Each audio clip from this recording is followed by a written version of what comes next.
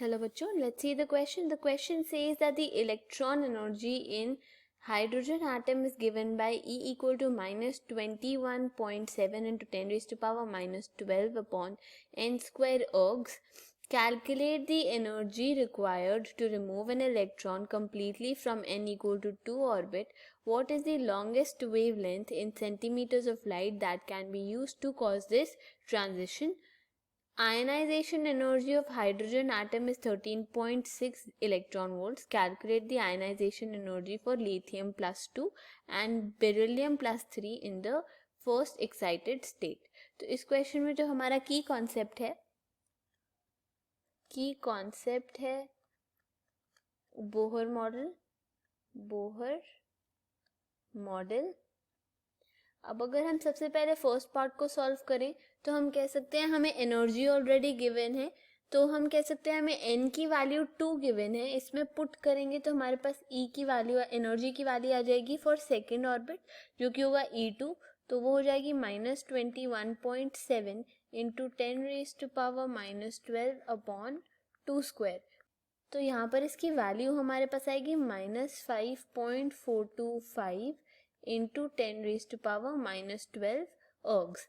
अब अगर हम आगे बात करते हैं तो हम कह सकते हैं कि जो चेंज इन एनर्जी है या फिर जो energy required to remove an electron होगा फ्रॉम द सेकेंड ऑर्बिट वो हमारे पास आ जाएगा E इन्फिनिटी माइनस E2।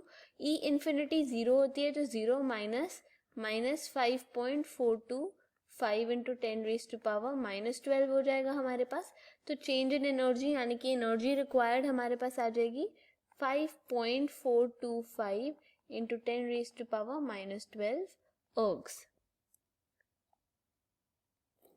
अब अगर हम इस क्वेश्चन को आगे सॉल्व करें तो हम कह सकते हैं कि हमारे पास जो लैम्डा की वैल्यू है वो आ जाएगी, लैम्डा हमारे पास आ जाएगा equal to HC upon delta ई।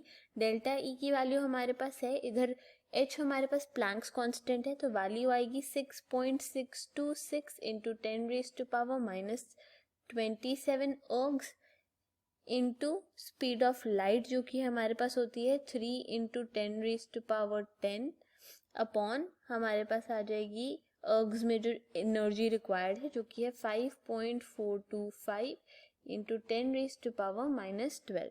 तो यहाँ पर फाइनली हमारे पास लैम्डा की वैल्यू इसको कैलकुलेट करने पर आएगी 3.7 into 10 raise to power minus 5 centimetres.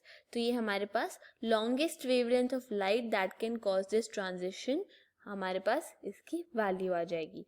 अब अगर हम सेकेंड पार्ट सॉल्व करें तो हमें पता है बी पार्ट के लिए हमारे पास जो एनर्जी होती है, एनर्जी ऑफ nth ऑर्बिट हमारे पास होती है E0 into Z square upon N square जो कि हमारे पास इक्वल आ जाता है 13.6 Z square upon N square के।